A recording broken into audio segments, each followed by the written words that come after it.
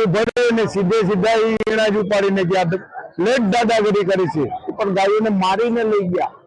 ફરાર। ત્યારે અમે દુઃખની વાત અમે એને કીધું કે ભાઈ તમે આવો અન્યાય કરો એ સમાજ માટે સારું નથી। ગાવ આપણે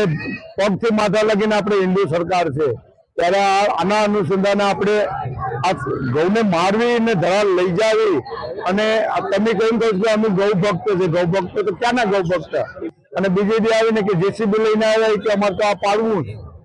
ભાઈ અમે પાડવા અમે દઈએ નહીં, તમારી વાત ને આપણી વાત એક જ ચોક્કસ છે કે ભાઈ અમારે પાડવાનો કોઈ કબજો લેવાનો નથી,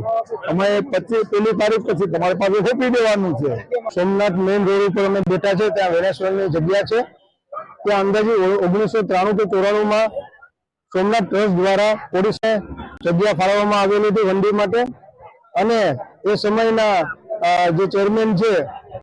એમને પણ આ જગ્યા ફાળવેલી હતી અને એમને બુક પ્રસિદ્ધ કરેલી હતી। એ બુક પ્રસિદ્ધમાં એને ઘણા સમાજોને પણ વંડી આપેલી હતી। એ બુક પ્રસિદ્ધમાં લખેલું છે, અને બુકમાં એમને અત્યાર સુધીના જે સોમનાથ મંદિરમાં જે કામ કર્યા એની આખી યાદી બનાવીને બુકની પ્રસિદ્ધિ પણ અમારે ત્યાં પુરાવા છે।